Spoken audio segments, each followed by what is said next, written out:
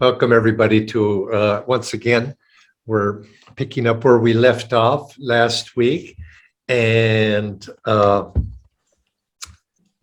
I'm happy to say next time we get together, I'll be in India when we when we have our readings. And so I'm getting ready to go and getting all the final details worked out. So today, Blesi, I think we're going to pick it up, and I think I see your name down as listed as our host, or for the first couple of readings, at least 2 or 3. Yes.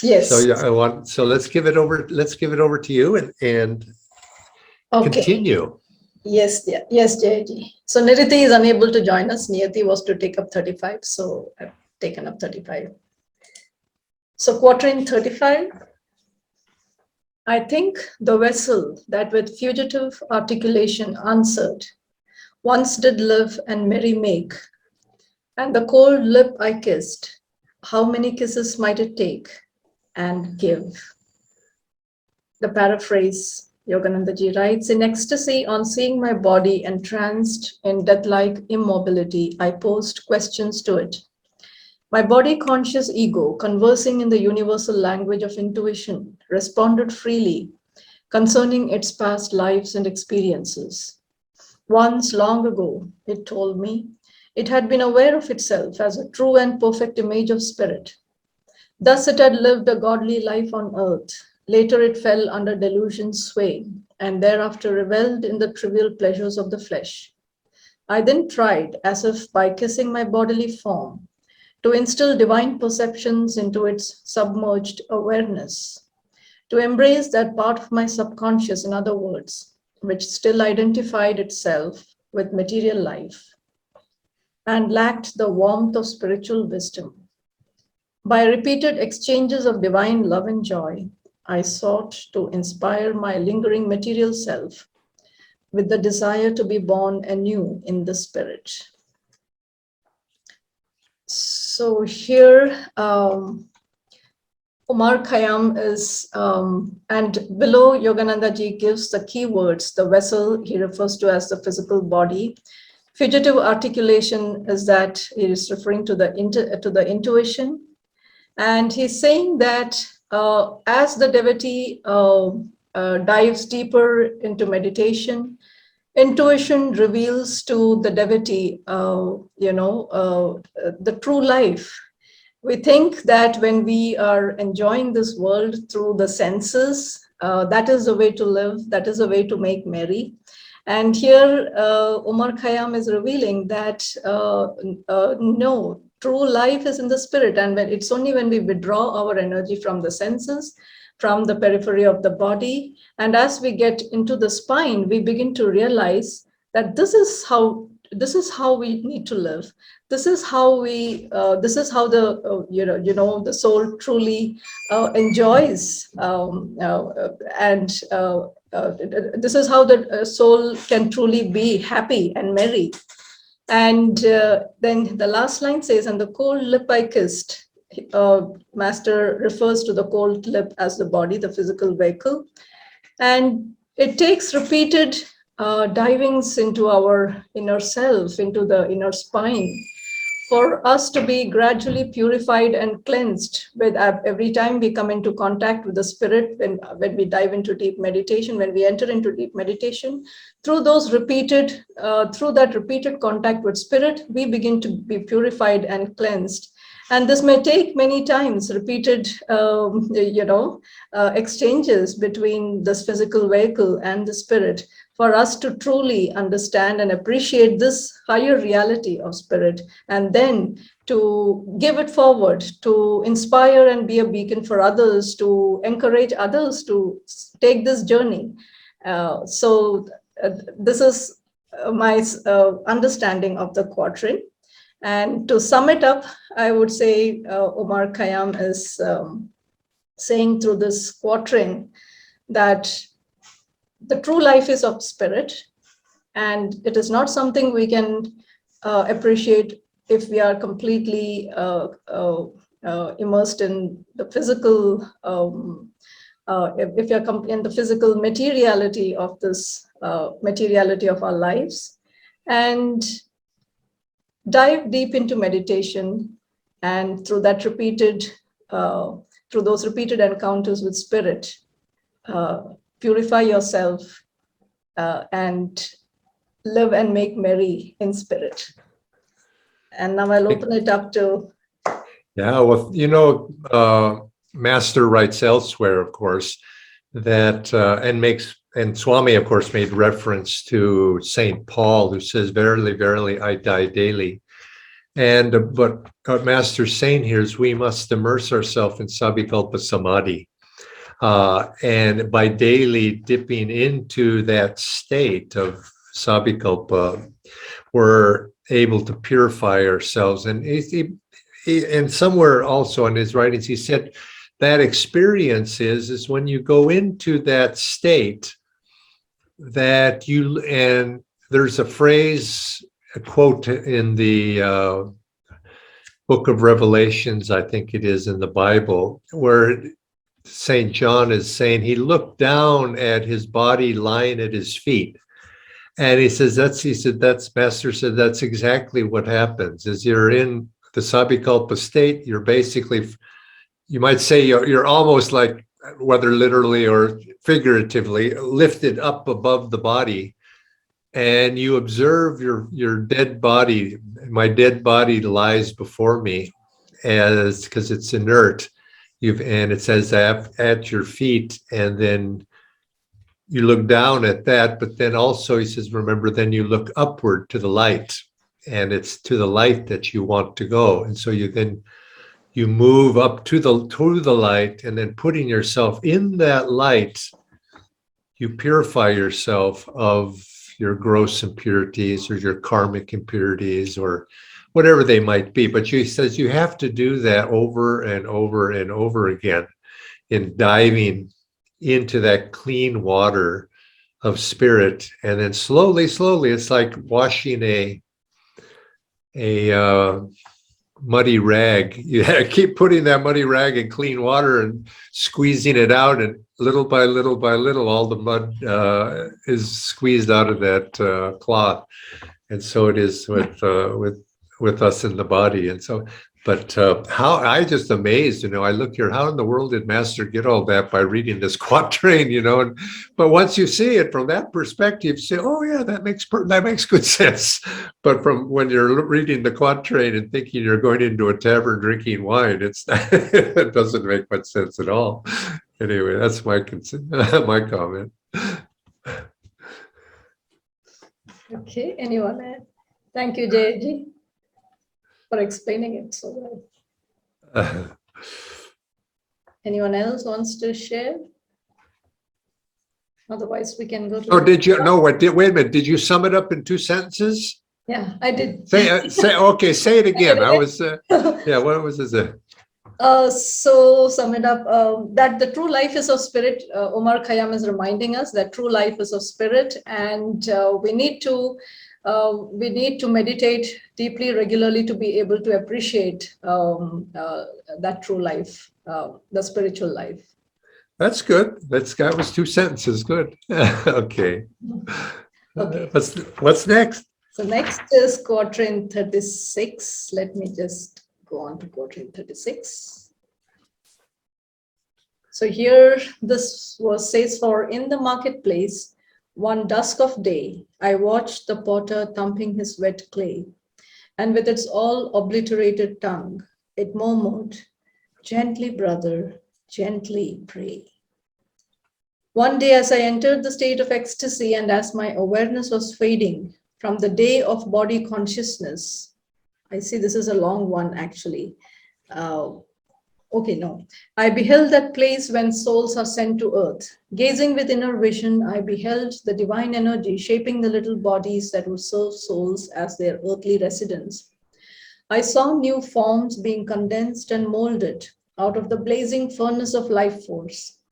As disembodied souls were being thrust into their new earthly casings, I observed their uneasiness over their impending imprisonment and the swift approach of their birth throes. to the cosmic law, then in cooperation with which the potter shaped their tiny bodies, they prayed, "Go gently, brother, relax just a little, the strict justice of your ways." So here the marketplace, Yogananda ji is referring to the place where souls gather just before they enter into a new incarnation. And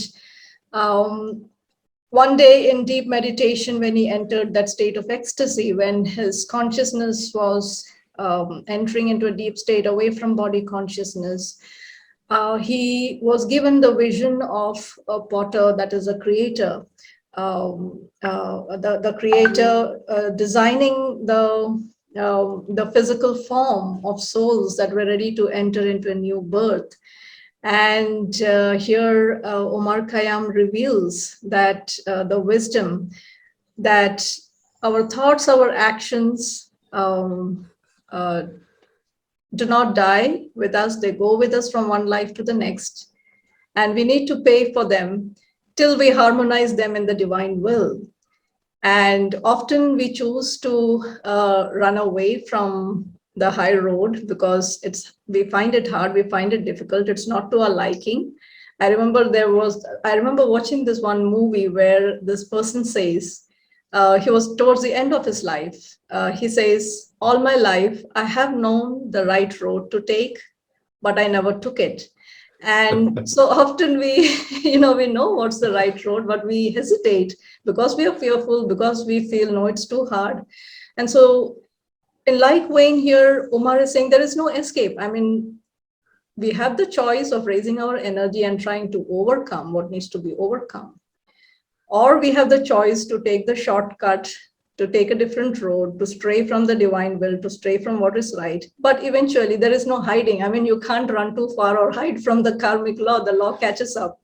And then, as souls are being thrust into new bodies, they are of course carrying on that blueprints of their, past actions, past thoughts. And they feel the pain of those thoughts, of those actions, and they're pleading with divine mercy to relax that justice. They're pleading for the law of love. And so I think in a sense, Omar is also reminding us the law of love, even as we live our life. So that is how I would describe that. And to sum it up in two lines, let's be mindful of our thoughts and actions, for they bear fruits, good fruits if it is in the divine will, not so good fruits if it is not in the divine will. And let's live the law of love, because that's what we plead for when we need to overcome our likes and dislikes. So with that, Jayaji, would you like to share? I just have to say that's very good, Blasi. That's good. As we know, and certainly at the time of death, and we're looking when our vision is perhaps a little clear at times, we know what the right thing to do is. We didn't always take it. But I think my favorite line in this thing is, "Gently, brother, gently." And it's got, oh, here we go again. But be gentle, and that's sweet. That's a sweet way of putting it. And God, gently, I've got to do it, but oh God, be with me. Be gentle. Jayaji, I'll just add a surgical detail over here that for the first time, it became I used to conduct deliveries and such as a training surgeon. And this has added a whole component to what's going on behind when souls are again being thrusted into a body and they're praying, "Gently, brother, gently." And then they come out and we all come out and cry at our arrival. Oh God, here we go again. Thank you, Blasi. That's good. Okay.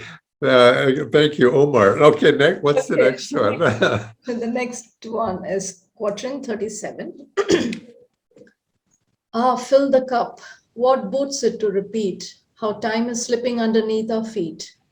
Unborn tomorrow and dead yesterday. Why fret about them if today be sweet? Fill the cup of intuition with divine wine. Live intoxicated with bliss ever new. There is no yesterday and no tomorrow. Forget them both. Live in eternity beyond all temporal categories in the unending now.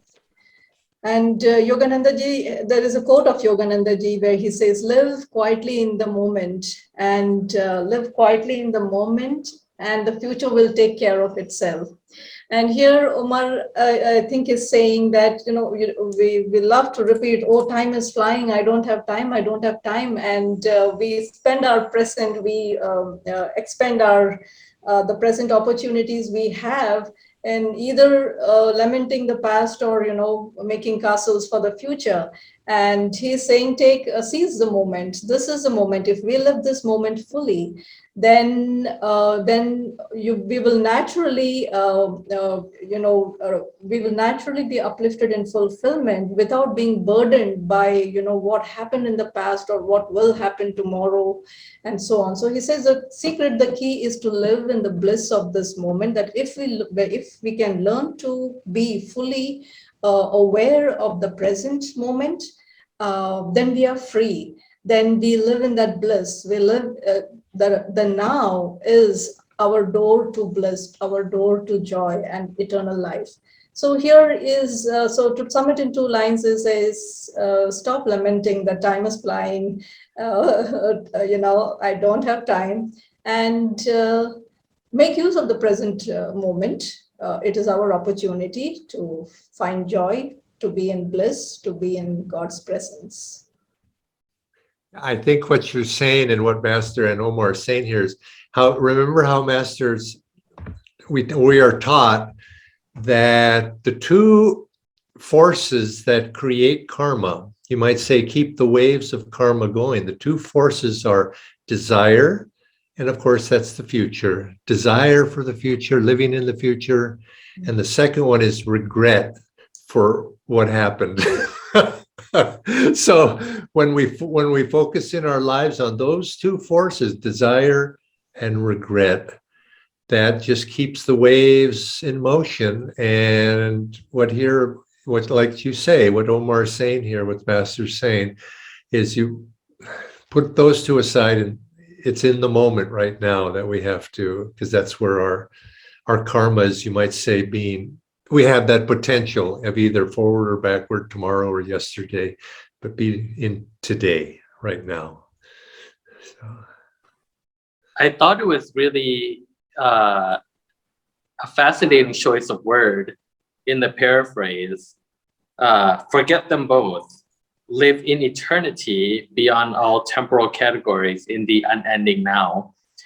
So I think it's become quite fashionable, especially as yoga is becoming more popular, to be constantly reminded to be present or to be here and now. And I think sometimes when I hear that, it has such a heavy sound to it, It's almost like be attached to the present, almost like focus on this little piece of your life immediately right now. But here, there is no yesterday, there is no tomorrow, forget them both. Live in eternity. And you would figure that a lesser translation would have used the word present, and not, that word actually didn't come up until the very last line on the expanded meaning on the following page. And I just thought it was so neat that the present is not fixed, is it? It's the eternal now, it's eternity. And I thought that was very, very inspiring. That's quite perceptive. Thank you for that, because we keep talking, we think the present, and it's such a small thing, and how do you even get a hold of it? But it's infinity. The present is eternity. And that's a very, very good perception. That's a nice way to say that. Live in eternity. Yeah.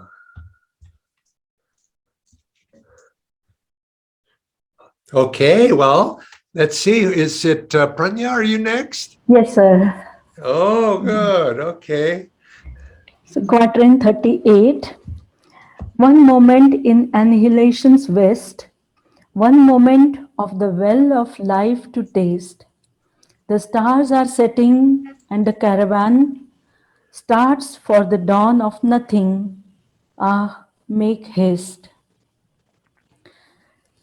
Paraphrase is quite big, but I'll still read it. Master says, divine freedom seems at first an annihilation, nirvana, a void or wasteland of desirelessness. Then, moments later, the soul is flooded with oceanic bliss. It realizes itself as the wellspring of existence, the secret life behind all creatures' animation. In perfect joy, it realizes the fulfillment of all its human desires. Bliss consciousness is the happy ending to the story of endless incarnations and of years in this life of negative renunciation. As the dawn of inner awakening sends its first roseate hues into the sky of consciousness, end is heralded to the long night of karma's rule. Diminishingly now do the planets hold sway over the truth seeker's life. His soul, blessed with increasing power over karmic destiny, assembles a long caravan of innate spiritual qualities and perceptions, intuition, love, self control, ecstasy, inner joy, eager at last to reach the land of nothingness. No thingness, but perfect freedom. For with the annihilation of all desires, the soul realizes itself as perfect peace. It is calmly certain that in liberation it will attain no mere void, but overwhelming bliss. So, what I understood in this quatrain is Omar saying to hurry, to work fast towards the Satchidananda, which is ever conscious, ever new bliss. And you know what happens is initially when we renounce the worldly desires or sense pleasures, it becomes sometimes vairagya. Vairagya is a little bit, sometimes we call sad. Initially, it can be sad, like nirvana or a void is sometimes negative aspect of uh, peace, you can say the peace, but in sadness. But as you go deeper, as the soul progresses, he receives the oceanic bliss, the ever existing, ever new joy. And so Master says to make change into your make change so that you can bring that joy into your wherever you are, wherever you are placed, you just bring that joy into your actions and be ready for change. Even though the outward change you be ready for outward change, but still be inwardly in joy, even minded. And to sum it up,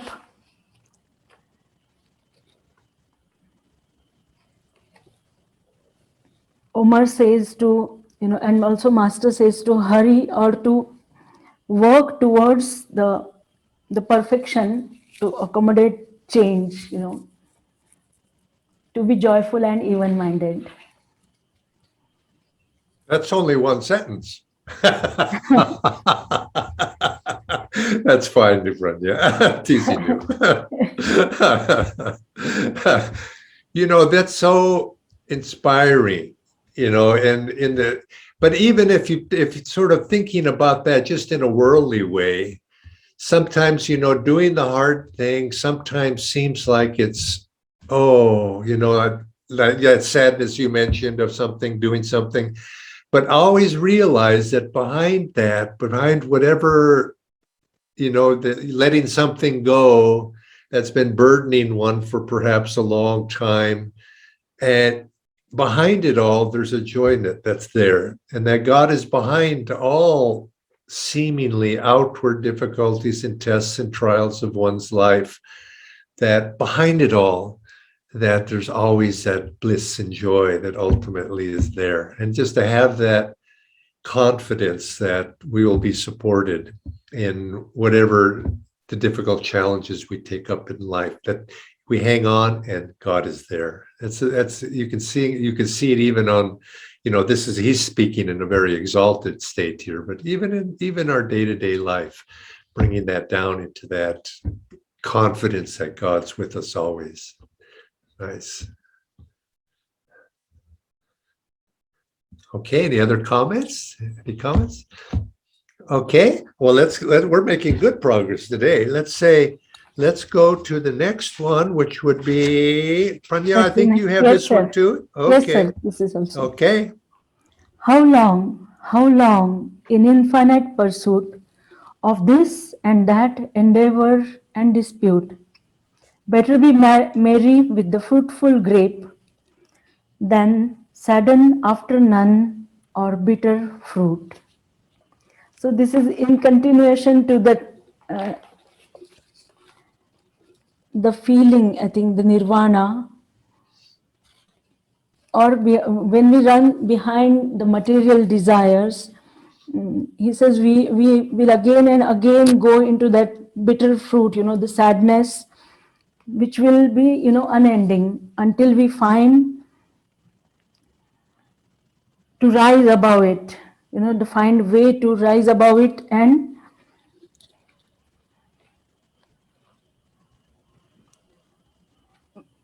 not wasting time, not wasting time into the, especially he's mentioning about emotional extremes, when we have to find a middle way, we call in Sanskrit Suvarna Madhya. It's like golden center.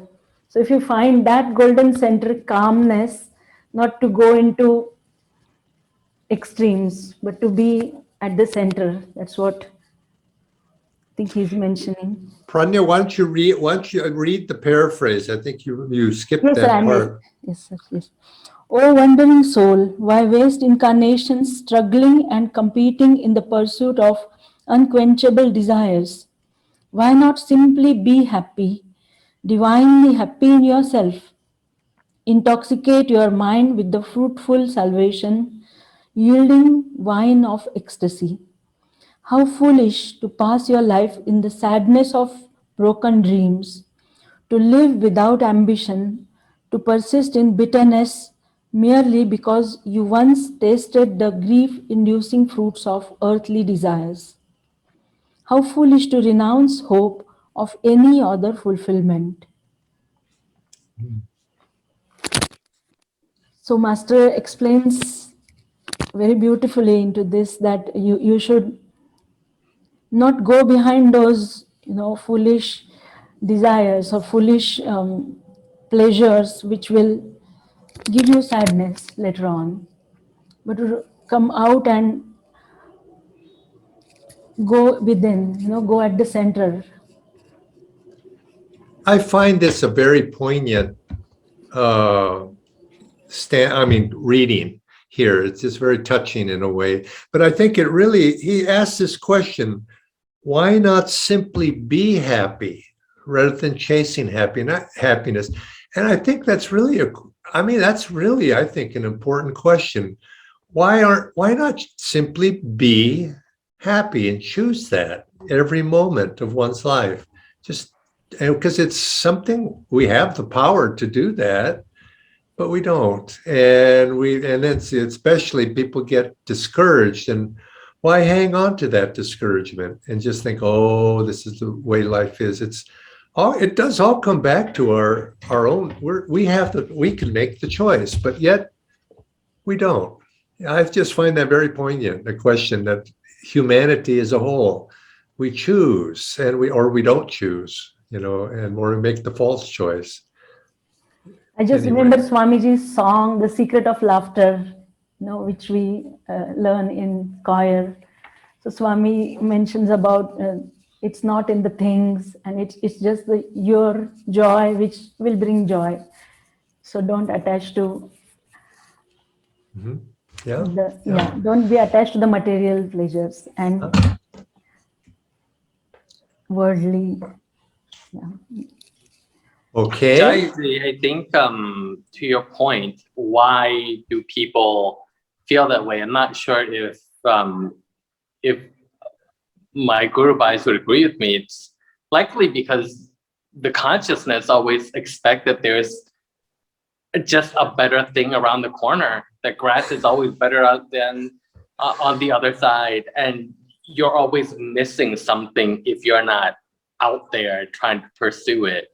I mean, this stanza that you call poignant, I find that it's one of those classic quatrains that if you read it with like the worldly eyes, you're like, of course, why should we even care? Why not just better be merry with the fruitful grape, right? Why not just get drunk in the stupor, and why pursue all of these things that that can sometimes end in bitterness, Incidentally, I've always preferred bitter tasting food. The bitter gourd, I know it's a thing in India, and it's also a thing in Thailand. And every time I see it, I find that, oh my gosh, it's gonna be. I like pizza, I like cake, obviously, like it's enjoyable on that level, but you end up paying for it in whether in bloating or whether it's sweet just at that moment.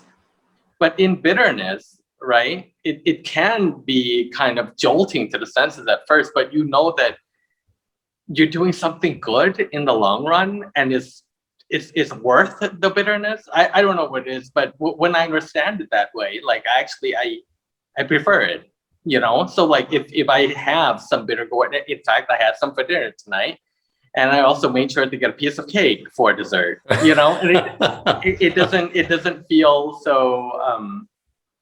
wasteful. So here's to bitterness. Yeah. Well, Jagdish, I'm happy to say that I finally met somebody who actually likes bitter gourd. but there are a bunch of you. Okay, it must be one of those Eastern preferences. But anyway, but it's in, if you read Omar's words from a worldly point of view, you can sort of see that how this could be interpreted. Oh, what, drink the fruit, drink the grape now, just be merry and burn the candle from both ends. Time is passing, so why not indulge oneself? But if you read it from the other side of it, yes, it has a very different meaning. And I think seen all sweet or bitter, behind it all, there's a joy behind all of it. Yeah. Okay, very good. Good. Okay. So who's next? What is the next one? Next is Silvaraji. Okay. It's number 40. Yeah, namaskar. My friends, how long since in my house for a new marriage I did make furrows, divulged the old barren reason from my bed, and took the daughter of the vine to spouse. Master says in paraphrase, you soul desires friendly to my highest interests. You know how long in this body I did woo the truth. I sought from it a new all-encompassing union in body, mind, and spirit. At last I succeeded. I banished dry theoretical reason, my erstwhile favorite, from my consciousness, and installed in its place spirit-revealing intuition, the daughter of ecstasy. Henceforth and forevermore, our union shall endure. So, to my understanding, that poet has reached the superconscious stage, and at that time, the soul says, "See, I have taken due to repeated incarnations, I was in several bodies, moving from one body to another till I reached this stage. So I was longing for union with the spirit for a very long time, and now it's happy that it has reached that stage. So at last I succeeded. So I banished dry theoretical reason. So reason comes out of, it's born from the mind, from one reason to another. Always, it questions. So he says that theoretical reasons I have banished from my consciousness and installed in its place. He says diverts the old barren reason and installed in its place spirit revealing intuition. That's what the master said. Bliss inducing intuition he has installed. So his mind is now free from all those kinds of doubts and all kinds of reasoning and argument, counter argument. Everything is keeping away from all these things. His mind is now clear and he understands the infinite. Realize that is the only thing that the supreme he has to reach. So there is, after enjoying the ecstasy, I mean reaching the level of ecstasy, there is no separation from God. That's what Omar says. That's what I feel. It's in these stanzas that we've been reading. You could see as the progression, if you look over the long progression of the quatrains up to this point, it's from these last ones. He's in a state of ecstasy now, and he's speaking from that high state now. And he's no longer questing, but he's reached that, and now he's observing, and it's from that level that he's talking to us. And these are marvelous insights that Master reveals out of this. So, Samarthi, how would you sum that up if you were to say what does Quatrain 40? What is that all about? If you could do it in 2 sentences. See, the institution comes from direct experience, not from reasoning.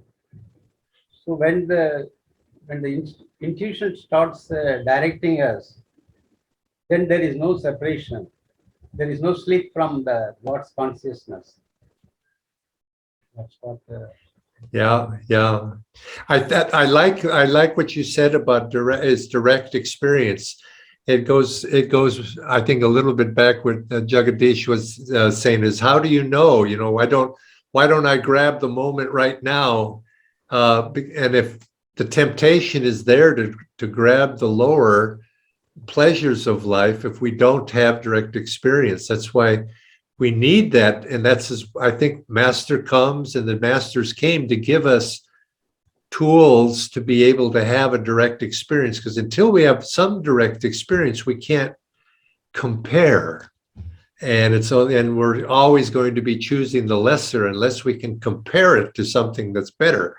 And so this is why we have to do what we can to gain that experience, so then we can compare. No, this is what I really want. Yeah, so good. So, Okay, number 40. yeah, Unless there's more comment, number 41. Yeah, I will start 41.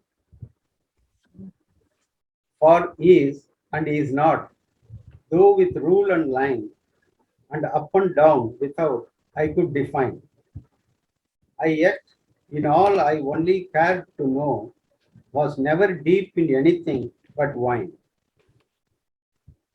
Paraphrased, by theology, I was able to define God as is, or being and matter as is not, that realm of false appearances which comprises non-existence. I could define the stages of spiritual awakening and those of spiritual descent.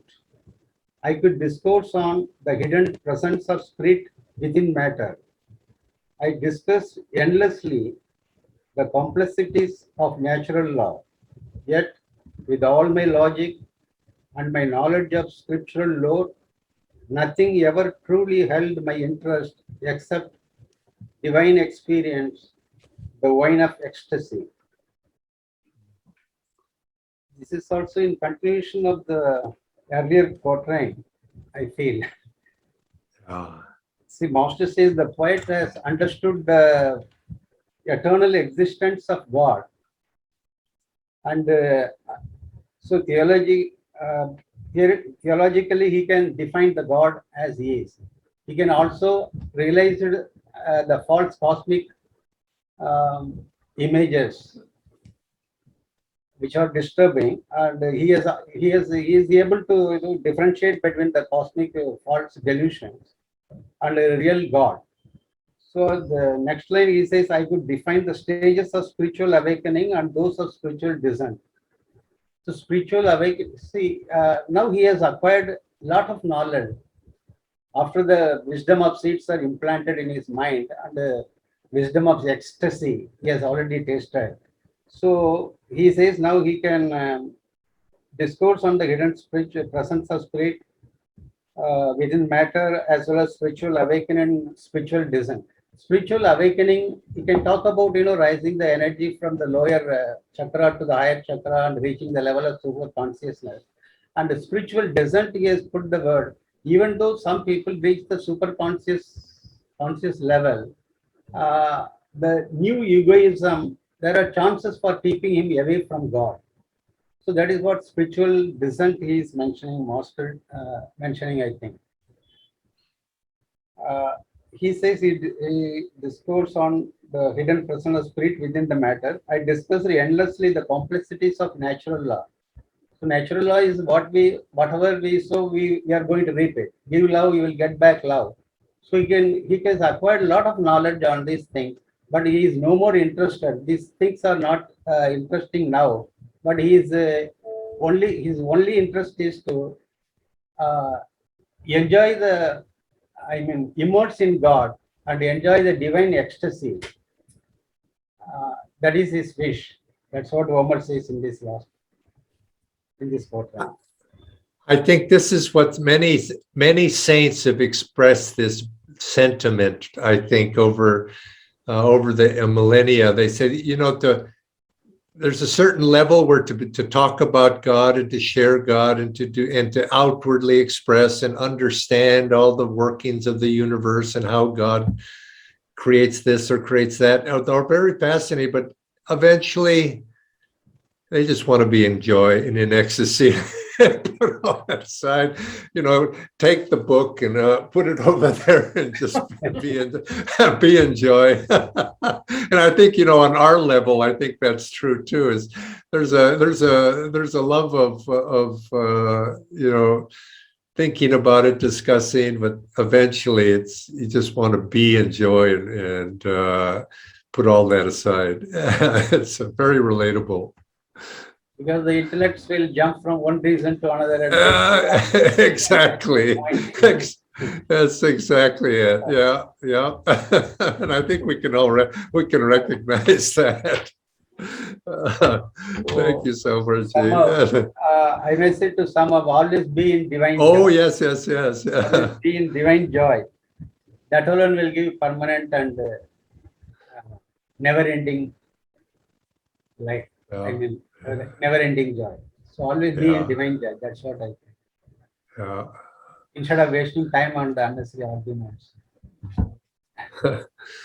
Okay, now who's next? Blessy, I don't have my list here. Jagdish is next. Jagdish, okay, Jagdish. Back to you. All right, friends. So it's Quatrain 41, page 191. 190 and 191. For is and is not. Oh, wait a minute. Oh, wait, yeah, we just read that one. We did that one. I'm sorry about that. Quatrain 42. 194 and 195. And lately by the tavern door agape came stealing through the dusk an angel shape, bearing a vessel on his shoulder, and he bid me taste of it, and 'twas the grape. So the paraphrase, Lately, after deep meditation and while still the door of silent intuition stood ajar, there stole through it an angel of God consciousness, bearing with him a vessel of beatific wisdom.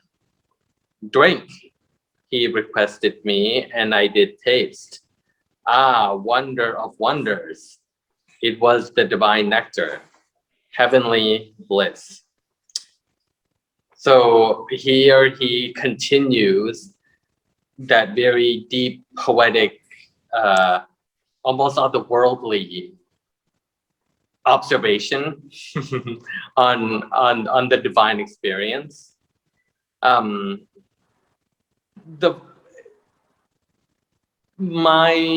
What I took away from this was the second stanza, came stealing through the dusk an angel shape. So for a really long time, you know, the song that we have in our heritage, Sri Yoga Ananda, guide to inner freedom, steal into my hearts of hearts, banish our delusions. I've always found that word stealing quite mysterious, you know, and here when it pops up again, what I took away from this is the importance of grace, the importance of being saved, the importance of doing your part, and then welcoming grace to do the transforming for you, you know? If I were to summarize it in 2 sentences, such a lofty and exalted quatrain, if you would permit me to actually quote in the expanded meaning, which I think Swamiji did so well. So the first sentence that I would like to offer is, O devotee, never let your attention wander aimlessly through winding lanes of trivial distraction. Gain strength to rise above distraction by sipping frequently the nectar of inner peace, given you lovingly by angel hands as you grow silently towards self-realization. Whatever 2 sentences that I can come up with cannot compete with those 2, I'm afraid. So I hope that that you'll permit me to lift these sentences from Swamiji. Now, I had a question about this quatrain, and maybe, you know, I wondered, you know, I had just mentioned a comment with the one before where Omar had reached a very high state and had passed through all that and was speaking from a very elevated state of complete in bliss. But I wondered if this quatrain was placed in the right order, you know, and as time has gone by, because here he seems to be saying that he was still meditating, and once in a while God would, you know, the angel would slip in. It was sort of like, wouldn't it have been more logical for this to have been placed earlier in the succession of quatrains? And now I don't know, there may be meaning and reasons and why, but it seems like he's now stepping back a little bit rather than as some. And anyway, it seemed to me when I read it, and wonder why is it set here? Now, of course, you know, historically they say, scholars say that there is some debate about the order of the quatrains, because the quatrains were not necessarily all. There's not some book that Omar published at some point. They're a collection of the quatrains, Right. And so it's that question. I don't know. It's just sort of a scholarly question, not a spiritual question so much. But anyway, that passed through my mind. Yeah, I think if you're looking for logic or something reasonable, I think it would be pretty hard to find it in in this collection. It feels like it's so movable and almost alive with unexpectedness. You know, I'm getting so much out of it, really. Yeah, it's wonderful. So much. Well, let's see what he says, and maybe the next one we'll start getting clues here. I don't know. Yes. So Quatrain 43. The grape that can with logic absolute, the 2 and 70 jarring sex confute, the subtle alchemist that in a trice, life's leaden metal into gold transmute. So the paraphrase, inner bliss is its own most persuasive argument. The certainty it conveys transcends the most brilliant reasoning. Doubt, when exposed to powerful bliss rays, evaporates. Divine bliss is a subtle alchemist. It transmutes in a trice the base metal of worldliness into the pure gold of eternal, radiant happiness. I feel as if it's quite related to the last quatrain, in a sense that in fact, from the past 3 or 4 quatrains, right? The de-emphasis, or I don't want to say condemnation because it's such a strong word, but you, the little you, are doing really nothing. It's almost up to God and the saving grace to come and lift you up. But it's not as if you shouldn't be prepared, or it's not as if you should be actively like shutting that divine light out. You also do a part, but when you get too much in the way, right? I believe, wasn't it like about 2 or 3 quatrains ago where it talks about, at least an expanded meaning, that the flow of life gets impeded when you build too many dams. It's almost like, I feel it seems like he's criticizing the way that the world is and the current obsession right now with like, I need to micromanage everything and everything needs to be hugely controlled and designed. And if we make everything just so, then we will be saved. I used to spend a lot of time in Amsterdam, and the joke was, yes, God made the world, but the Dutch, we made Amsterdam. So, you know, saying that like only a waterlogged land that nobody wants can only be settled through human ingenuity, through building windmills, through pumping out the water.